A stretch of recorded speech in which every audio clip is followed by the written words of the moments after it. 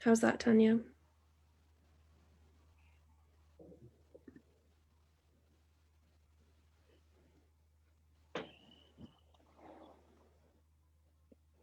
Okay. Hello, my name is Philip Ilson. I'm the Artistic Director of the London Short Film Festival. And LSFF, London Short Film Festival, is really excited to be partnering with TACFlix in Ukraine to present 7+7, which is a program that lasts 7 weeks of 7 UK women filmmakers alongside 7 Ukrainian women filmmakers across film history, going back to the early days of cinema and coming up to more contemporary times. And also the festival, the 7-week festival, will be hosting and has been hosting a number of panels and discussions, which is what we're here for today. For women in the contemporary film industry, UK and international perspectives.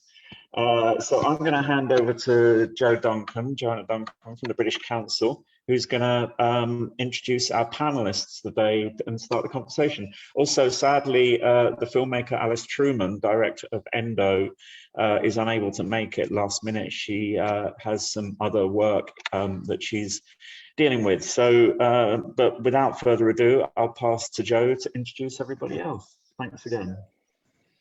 Cheers, Phil. Hi, everyone. Thanks so much for joining us. So the topic of this afternoon's discussion is about women in the contemporary film industry, both in the UK and internationally.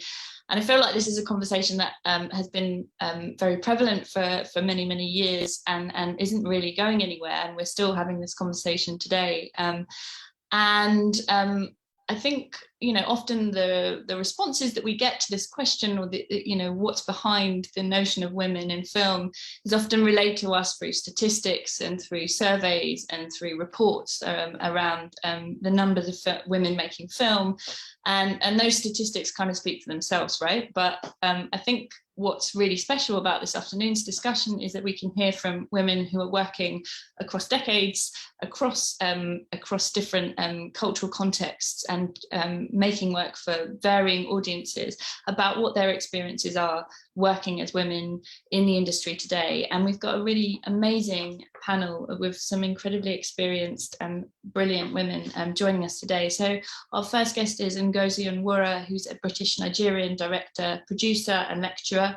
Her autobiographical film, The Body Beautiful, made in 1991, and her first feature film, Welcome to the Terrordrome, made in 1994, explore unfiltered experiences of the Black diaspora in which she was raised. So we're very privileged to be joined by Ngozị this afternoon.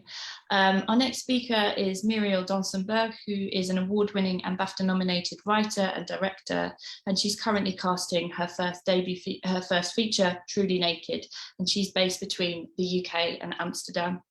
And finally, Sorsheyu Bekon, who's a freelance film producer whose work spans commercials, dramas, and documentaries. She's shown at festivals including Cannes, Critics Week, and Sundance, and her films have been both BAFTA and BIFA nominated.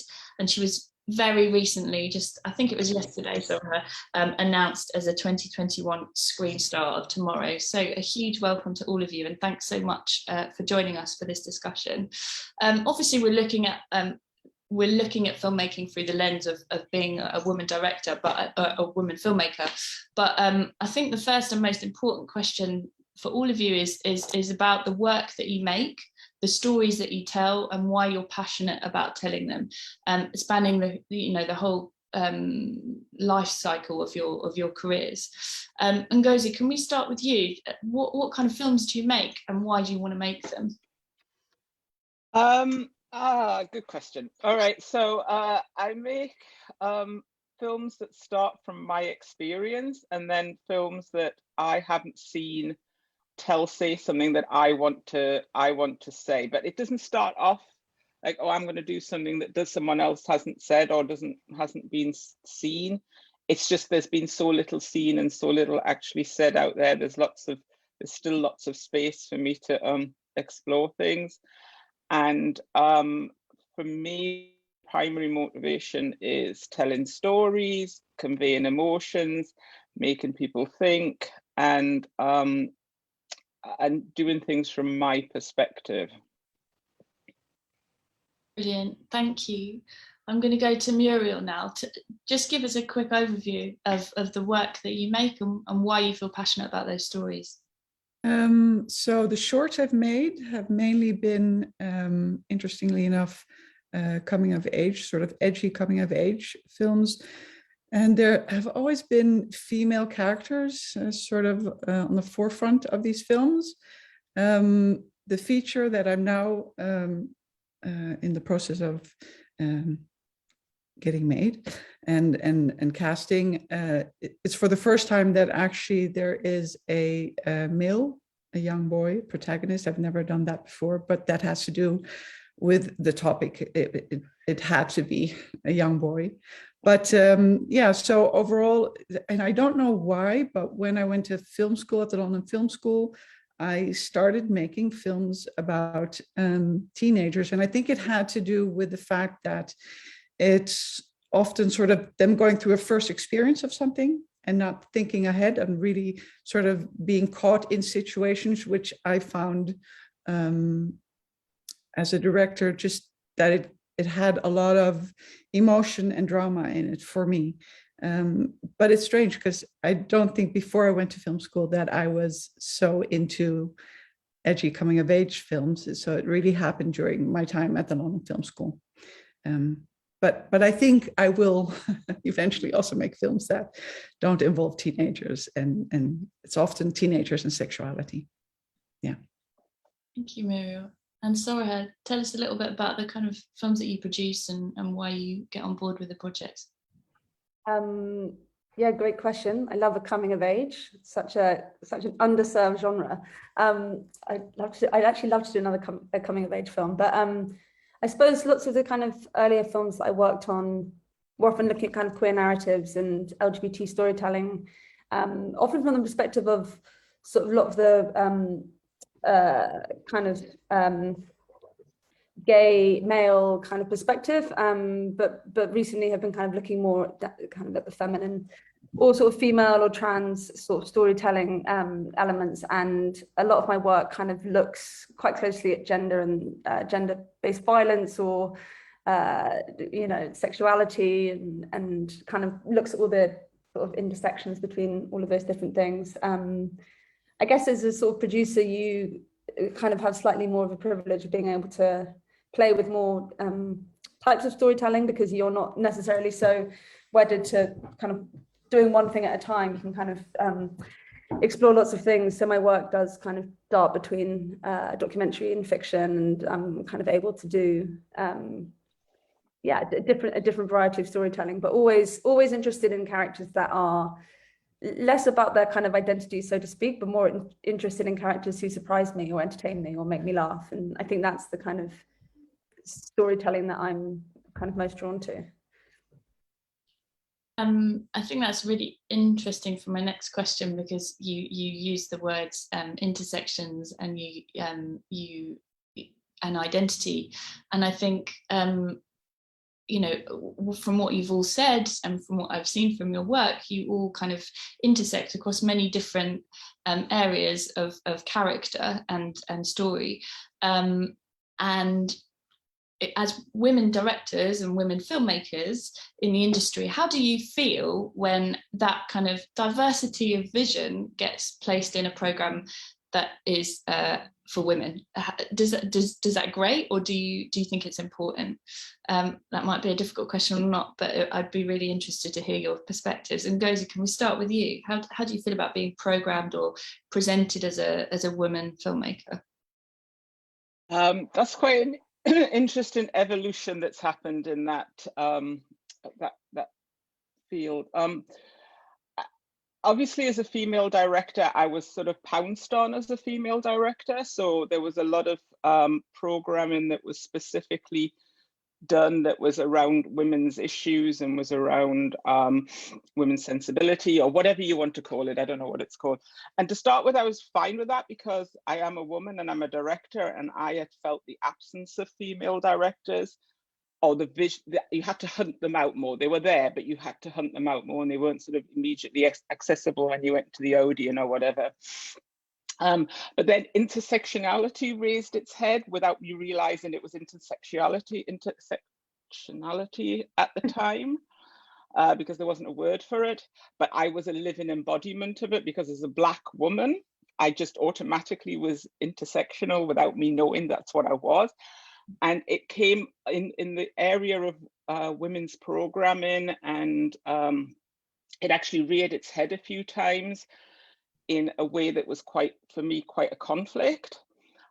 So for instance, I'd made this film called Coffee Colored Children, which was about growing up biracial in a non-biracial world, which is basically what it was about. And I was programmed to take part in a women's festival in East London. And Coffee Colored Children independently had gotten some media coverage. And so I went to the screening, and there were 3 biracial boys who turned up from Leeds specifically to watch the film. And 1 Black, 2 biracial. And they weren't allowed in because it was a women's only. I didn't realize then it was women only, but I guess I should have done my homework. But it was a women's screening. And it was just this moment of realization outside that I had made this film actually for these boys rather than for these women, because they were fundamentally white women. It wasn't a white women only screening, but that's just how it turned out to be. And so that and several other things have made me quite cautious about how I am perceived and how I am placed and what that comes with. So, and in a way it made me order my priorities in my own head about who I am. And obviously you want the widest possible audience, but when you do have some people that you're communicating with, especially in Coffee Colored Children, but in a lot of my work, that you really feel you're communicating with. And, you know, quite often I feel like I'm allowed to be a woman in women's spaces so long as I'm not too Black, or so long as I don't keep defaulting to my Black setting, if you like. And I can't not do that. So you program me and you get what you get and see what happens, because I'm not just going, I don't just wear the women's badge, because I can't just wear the women, and that's not how I see everything. It's not how I see everything. So you can't do a Sophia Coppola with me and just edit me out when I bring too much other baggage with me.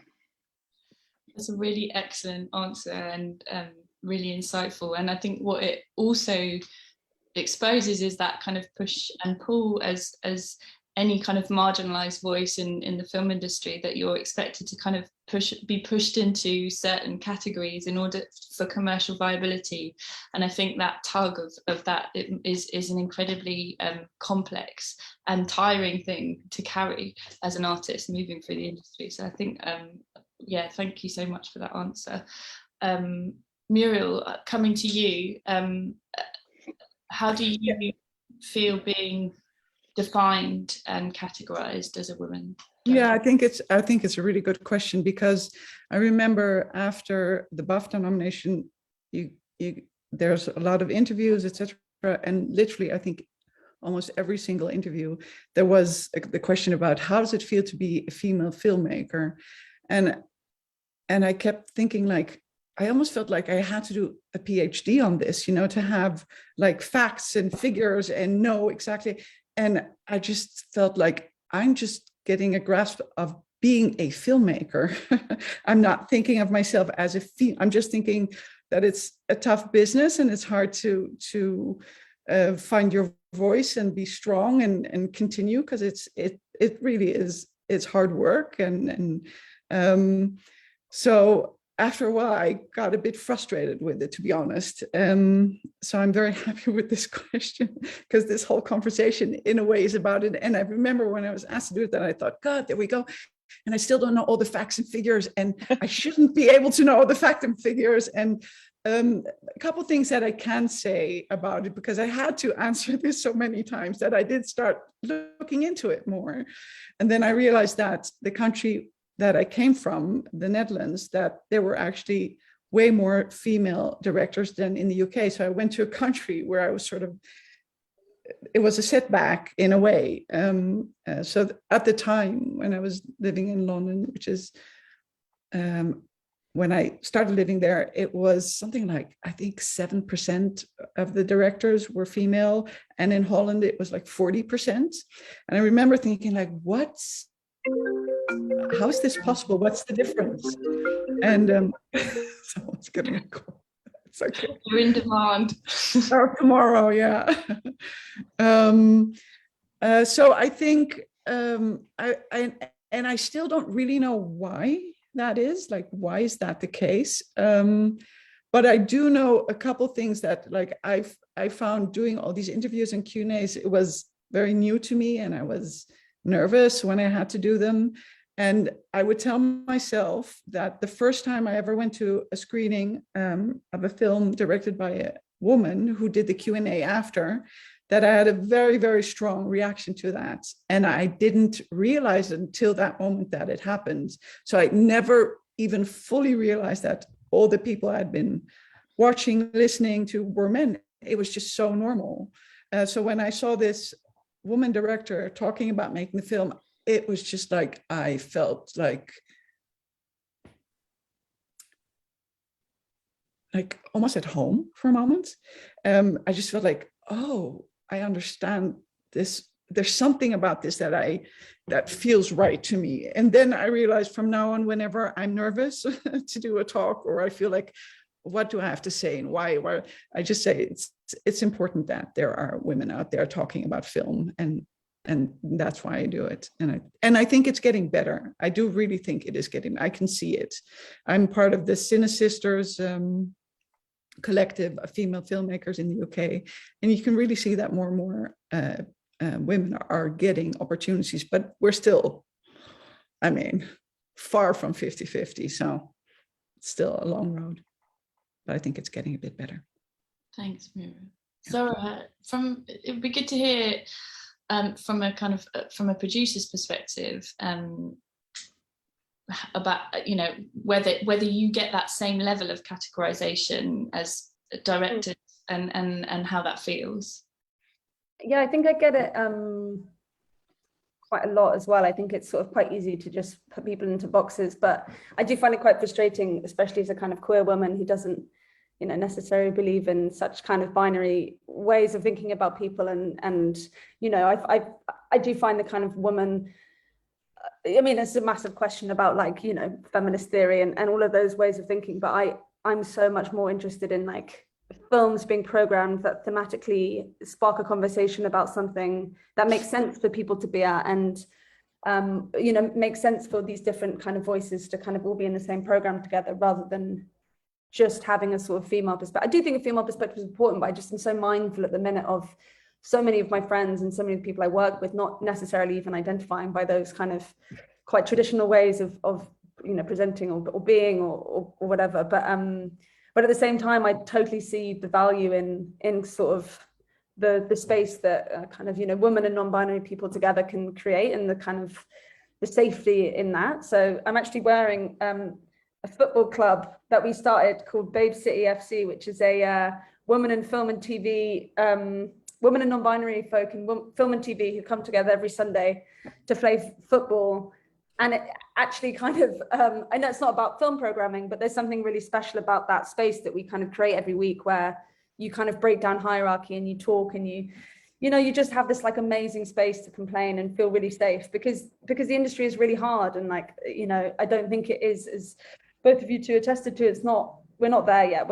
It's not, you know, it's for many reasons, our industry does not feel equal. It's not like, there's not a level playing field, whether it's about representation in so many different ways. I think there's a lot of work still to be done there. So I suppose on the one hand, I'm like slightly radical in the sense that I don't like being defined only by sort of my gender, especially as someone, you know, outwardly trying to kind of dismantle that. But equally, I do see, I guess I'm on the fence, because I see the benefits in these kind of spaces where you do feel safe and you can complain and you can do this.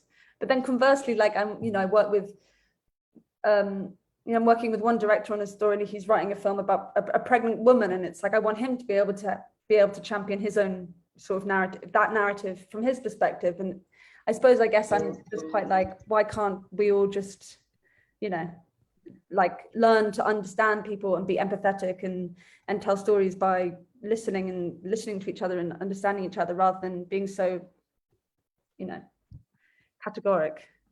That was a very long and totally a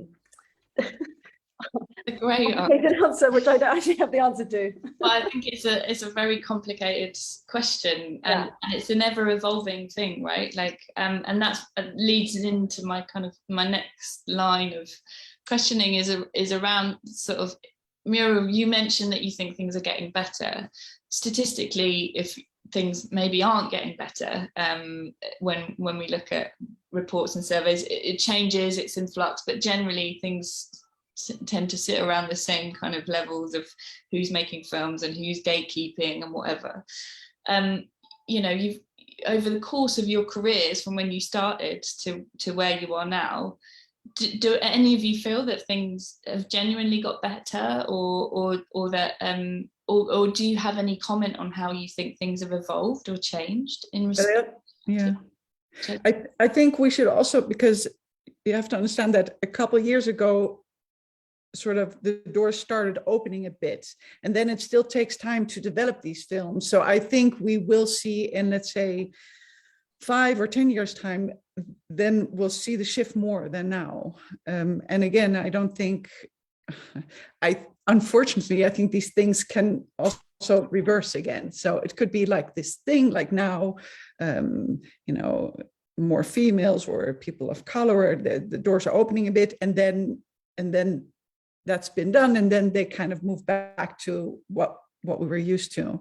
I think it's just really complicated because for centuries, you know, positions of power have been with men. So we're so used to that. I think it's only now starting to change, and we're really at the start. So the question is it going to really push through, or are we going to kind of move back after a while? But I do think that in a couple of years' time, we'll see more. And I do think there are more films out there about female protagonists, you know, the protagonists are female, and you can really see that. And I definitely think that has something to do with more female directors, because that has an influence. And also, as the statistics say, female directors tend to take on more female crew.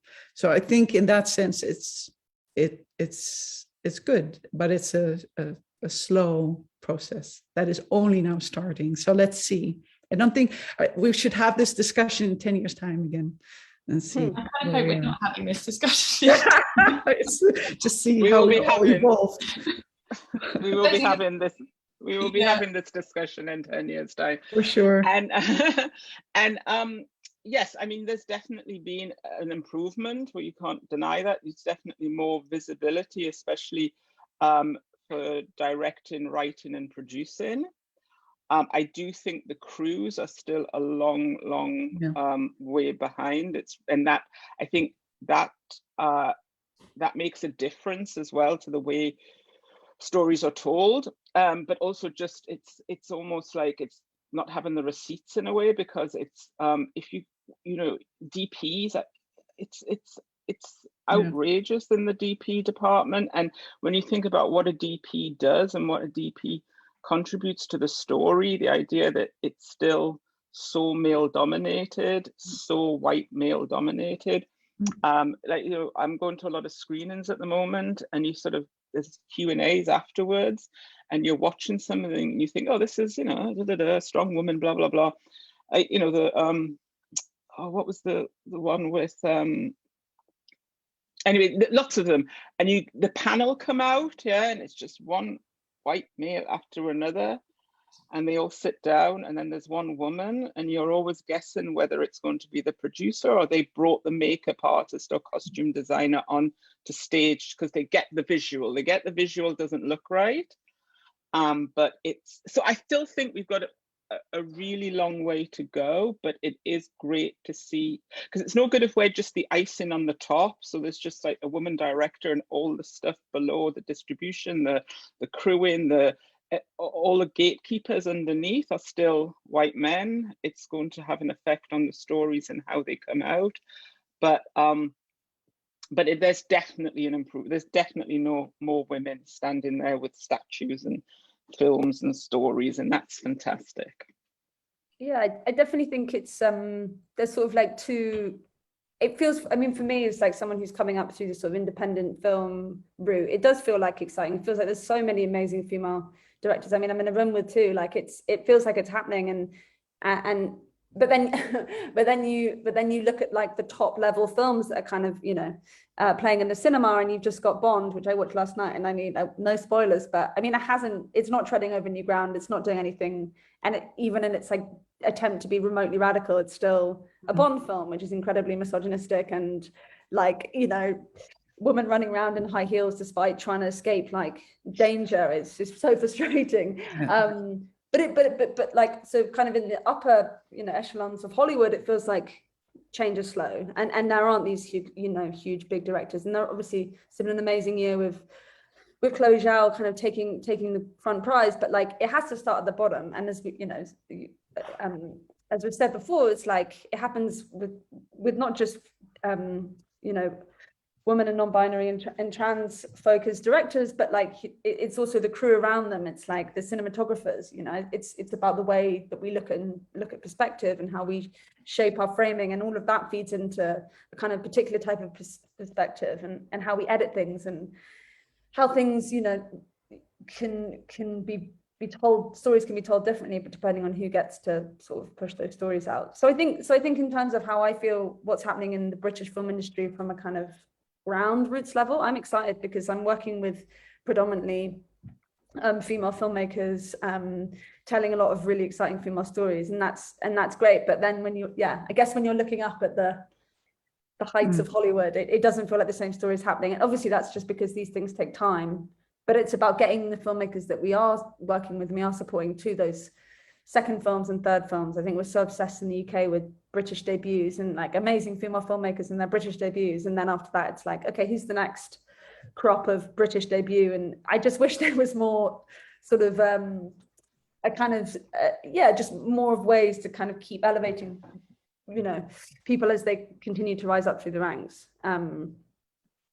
I think it would also be really great to get your perspectives, Sarah. We've touched on this a few times already, this kind of idea of kind of identity politics kind of playing a role in building trends in storytelling. So like there might be a kind of groundswell of films about a particular subject, and then interest falls away, and then it's another thing, and then another thing, and another thing.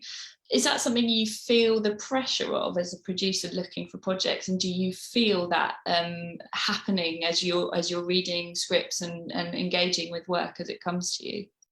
Yeah, I mean, it's kind of an odd example, but like there were about 8, 9 lesbian period dramas all shot within the same 3-year period, and it was like, what is going on in this situation where we've only got women existing in bonnets in like the 1800s, and now like trying to work in a more contemporary space there, I'm now terrified that we're going to be, you know, one of 10 films trying to tell like a cool young, you know, Gen Z queer high school, you know, story, because that seems to be what, you know, the zeitgeist is looking for. But it happens a lot, but it doesn't mean that those stories need to stop being told. Like, you know, people sort of think, oh, well, we've had the refugee story, so why would we, you know, that was a few years ago, let's move on to the next story. And actually those conversations never stop, so we shouldn't worry.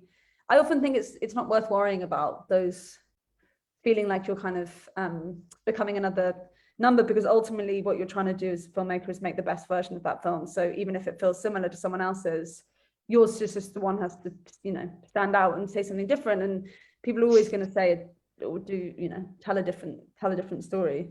But yeah, I mean, it happens, and it's funny at the minute with the kind of everyone saying, you know, the new age of female horror directors, and it's quite remarkable that like some of the kind of most outstanding debuts of the last couple of years in the UK have come through the genre of horror, and it's quite an interesting sort of pattern. And I wouldn't be able to explain why that's happened, but people love to clump and assume that there's a, you know, and I just think, yeah, I don't know. Also from a kind of creative perspective and developing new projects, Muriel and Нгозі, do you find that you feel pressure artistically to kind of fit into zeitgeist at any point, or is it something you try to blinker out? Нгозі? I mean, I think it's something I don't even try to blinker out. It just is blinkered out because I've been around for so long, and it's been like there's only ever been for so long two types of black films that were kind of acceptable, which was comedies or black pain, and there was nothing you were meant to make in between, but filmmakers just kept making those films in those spaces in between. Because I mean, the way Hollywood and the film industry works is there are always going to be trends and stuff, and you know, you just you have your story. You might realize the time is right now, or it's a better time for a certain project.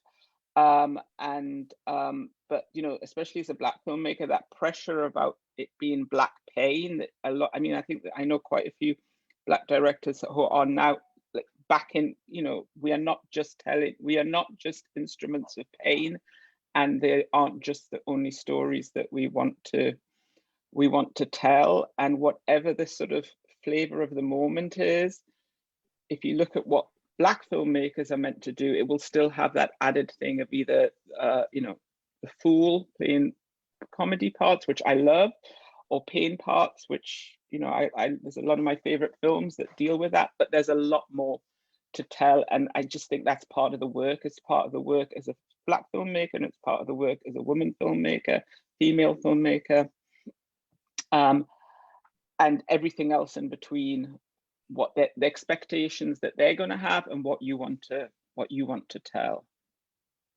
Thank you. Muriel? Yeah, I think what is sort of sad sometimes, or what I feel that I have to fight, or have to even fight with myself about it, is that something comes out, it's success, and then they want to do that again and again and again. And we see that constantly. And that is so boring, and that is such a waste of talent, because we don't get the unique new things if we keep repeating stuff. At the same time, I find myself, I don't know, coming up with an idea, and then I find that someone else made a film that touches on that subject. I'm like, oh, I can't make, you know, I have to put it in the drawer. Well, actually what Sorsha just said is I mean, how many films are there about the Second World War? What someone said, oh, someone already made a film about that, so I can't do it. You know, I was thinking about what we discussed just before this question, and it's so interesting that budgets has also so much, can have a lot to do with how a film does.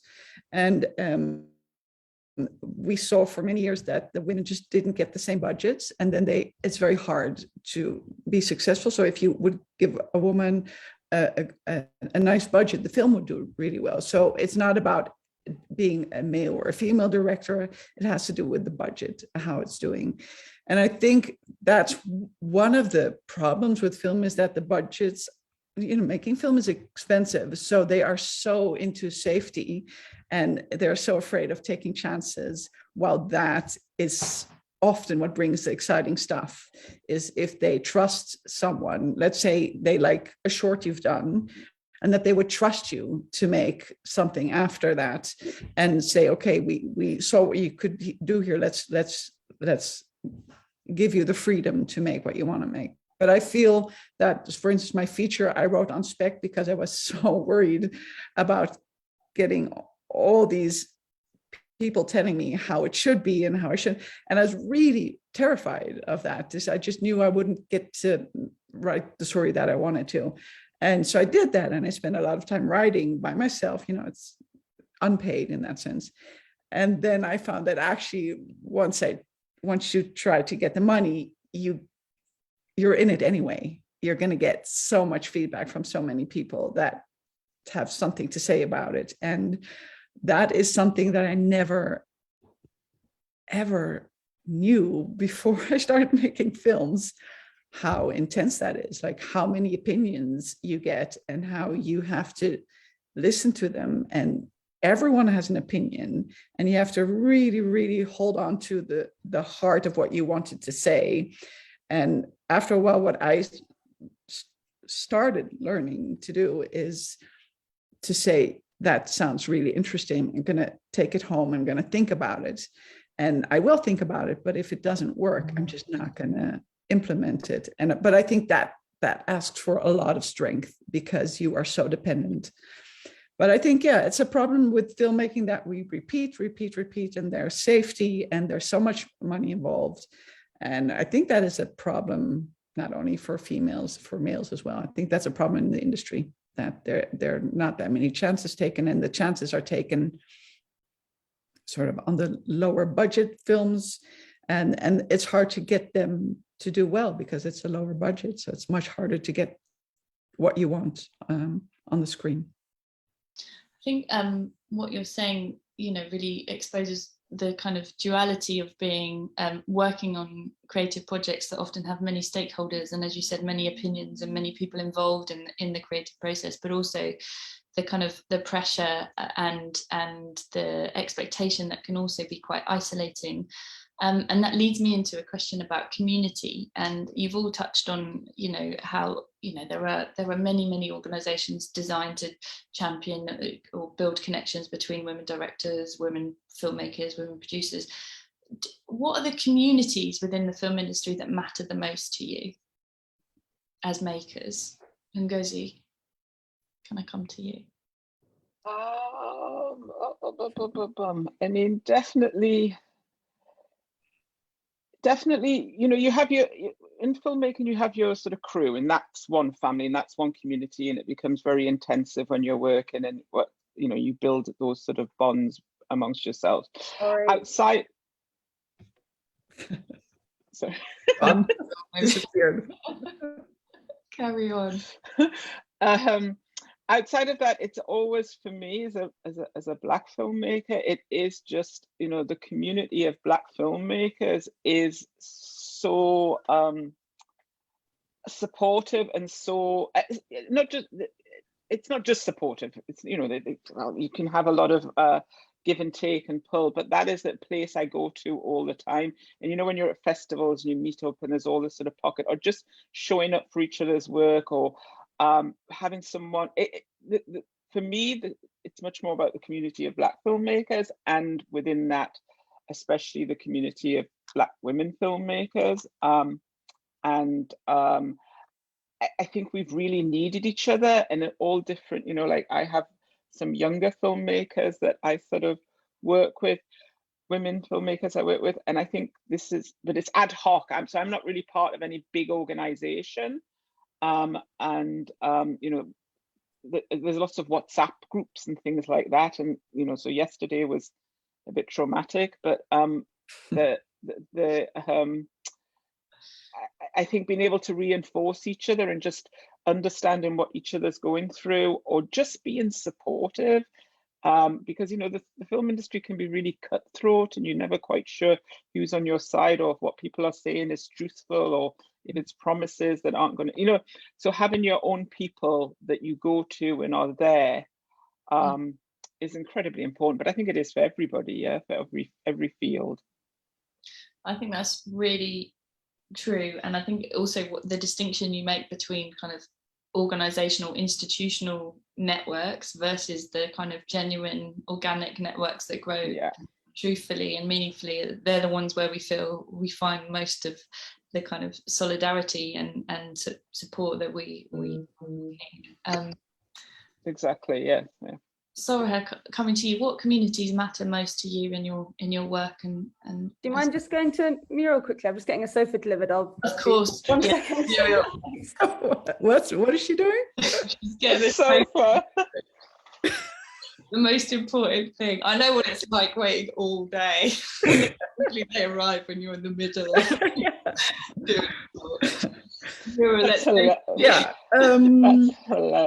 think for me it is the fellow filmmakers. It's just nice to be able to talk about creativity, to be in the same kind of struggle. So I feel, again, this feeling of being at home is with fellow filmmakers, and also just supporting each other, because sometimes something takes so long that you will call a fellow filmmaker and say, listen, people ask me what I do, and I tell them I'm a writer and director. I feel like a phony because I haven't, it's taking so long. They just don't understand that it's taking this long. It doesn't feel like that this is my profession, because it's, so it's such a long buildup. And I think most filmmakers understand that, but let's say friends and family, for them, it's like, what are you doing? Is this film ever going to happen? I'm like, yes, keep the faith. It's going to happen. And then, of course, by the time it does, they're all like, oh, this is wonderful. I don't think anyone knows. I didn't know when I started out making films. If I would have known, I don't know if I ever would have, done it or think I could do it, because you have to have such a long breath. You have to just keep at it. I think it's just not human. The way we have to act is like we have to hear no all the time and then keep going. That is not a normal human trait. You learn in nature, if you hit a tree 5 times, you don't keep on moving that way, but with filming, you have to keep on going, and you have to really, so I think for me, it's really the filmmakers, the creative people within filmmaking. So it could also be crew, it could be producers. If they're creative producers, that's definitely also.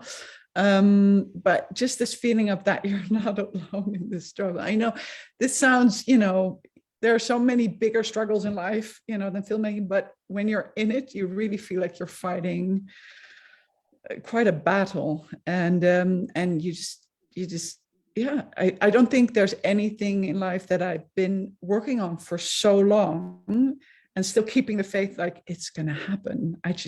Nothing has ever been like this. So I think it really helps to have other people who understand that for me. And it's just nice to be talking about the creative stuff and not just the business.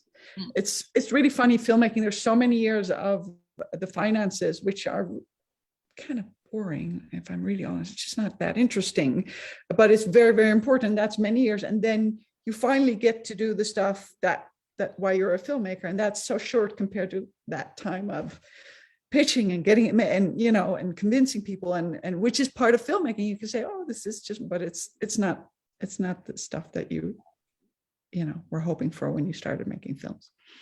So yeah. So has your sofa arrived first in the building? Sorry about that. No, there's nothing more important than having a comfortable place to sit. Is it from IKEA? No, it's from Swift, and they didn't tell me it was coming. Otherwise, I wouldn't have. Anyway, it's here. Inbox. Nice surprise. I'm glad it's made an appearance in the chat as well. Very quickly from you, Soraya, the community. I know you've spoken briefly about your football team, but like any other communities that matter to you and mean the most to you in the film industry. Yeah, I think I did a film screening the other night, and I realized how many people are doing the same, kind of what you both have said, but like everyone's sort of doing this sort of slightly mad job where it's a lot of hard work, and you're sort of trying to kind of get stuff made constantly and getting a lot of rejection, and that being really hard, and actually having a space where you can kind of, we did screening another night and realizing there's loads of amazing filmmakers that I've kind of been so lucky to have collected from like film festivals, like London Short Film Festival, lots of other ones where I'm just sort of like, oh, you've made a film in my category, let's keep in touch, and like let's keep talking to each other. And I think a lot of the community that I've built have been people like that. But I also think it's really important, especially with what's happening at the moment in the States and like with the IASTE and all the kind of striking in the unions. I think it's really important that like as producers and creators, we're not just like working in this vacuum above, like we're nothing without the kind of people who literally work really hard every day. And so I think in some ways that's what football has done, is like created a space for us to all play without a hierarchy, where the trainees are running around with directors and producers and cinematographers and costume designers, and we're all just there like kicking a ball around, playing absolutely terrible football, but like having a space to really sort of talk about the perils of the industry in a way that I wouldn't really get, because I wouldn't really hear it from a trainee's perspective or from a grip's perspective, or, you know, other people doing great work, that you just on set, you're so busy and focused on what you're trying to do that you're kind of forgetting all the other people that are kind of playing a really important role in that. So yeah, I think community is great, but I think it's important to just be really empathetic and listen and just, yeah, just surround yourself with people that are doing the same thing, because it's very lonely and it's very hard, and we all still do it though. So there's something worth holding on to there. Yeah. I think we've got lots of people watching on Facebook, but I don't know if anyone's got any questions following on Facebook, but you're very welcome to put them into the chat on Facebook, and we'll try and get to them. I don't think we've got any at the moment, but do feel free to put them in, and we'll try and get to them before the hour's up. But while we wait, it would be really nice to hear from each of you. And Muriel, you did touch on this, but if you could go back to yourself right at the start of your career, what would you tell yourself at that point as a piece of advice? Can we go to Нгозі? I knew you were going to say that. What would I do? It would be, well, in a way, it would be to keep going, and that you will.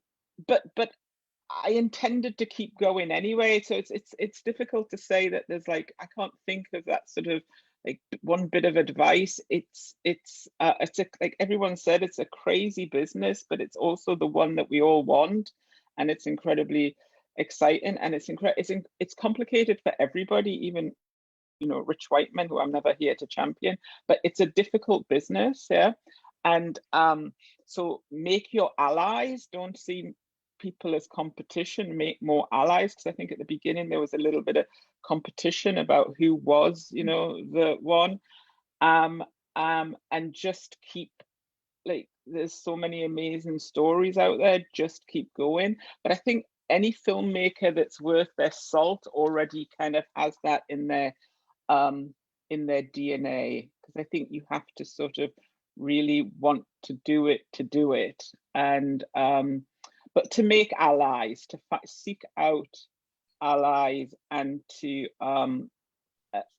and, you know, doors were definitely opened by people before me, for me, so to just make sure you're opening some doors for other people as well. Thanks, Нгозі. Muriel, what would you say to your? I think I would say that you're allowed to fail. I think this fear of failing is so big, because there's so many people depending on you, and you feel like you have to hold it all together, and that's inhuman what you're asking from yourself. You are not alone, you're with a whole team. I think in the beginning you think that you're supposed to know everything, make all the choices, it's all depending on you, and you go in overload, and you should be open to others that you're working with. There, if you pick the right people, you're working with good people who can really help you. You're not doing this by yourself. I think when I started just watching films, not before film school, I just thought there was no way I could be a director. It was way too big, and then slowly you start realizing that you don't just do it all by yourself. So I think it's important to know that, and that there's not just one way of directing, and there's not one typical what a director is. I think that also kept me from going to film school so I went to film school a bit later in life, because I was intimidated by it, and I thought I had to know everything about, basically I felt like I had to know how to make films before I went to film school, which is ridiculous. So I wouldn't give myself the space to learn. So I would say, give yourself the space to fail, to learn, to be open, and don't fall into the trap of feeling that you're not allowed to be vulnerable as a director, that you just have to like kind of have this very, I don't know, sort of power and knowing everything. And no, it's really about connecting and being open, and then you'll find some really great people that you can also lean on. So you're not alone. Thanks, Muriel. That's a nice thing to hear. Laura, what would you go back to yourself and say at the start of your career? Just to, I guess good things come to those who wait, or maybe that's like, just it's someone, when I was starting out, just said to me, it's a really good piece of advice. It was like, stop thinking about like what you're achieving, all the, like what you need to achieve every single time. Just think about your journey as a filmmaker over the course of your life. And it's not this like big race to success, because ultimately, you know, you're going to want to keep making work, and there's no point of ever really like, you know, you're constantly wanting to sort of do more and make more.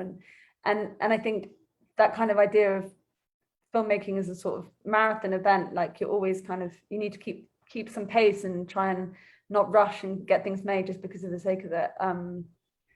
Yeah, I just think just to maybe slow down a tiny bit would be my advice. And also, if I've learned anything from sort of, you know, an very unfortunate global pandemic, but like it's to really just take it slow and remember that filmmaking isn't actually our lives. There's lots of more important things out there. Mm-hmm. And it's very easy to get kind of tied up in everything, because it's such an addictive industry. It's why we all do it. It's so rewarding and gratifying, and you meet so many amazing people. But I suppose my kind of lesson is just to not lose sight of the things that really make you happy outside of film, so that when the failures happen in film, you've already got something to fall back on, because you've got another place to kind of be. And that's not advice I have ever taken on myself, but it's my advice to everyone else.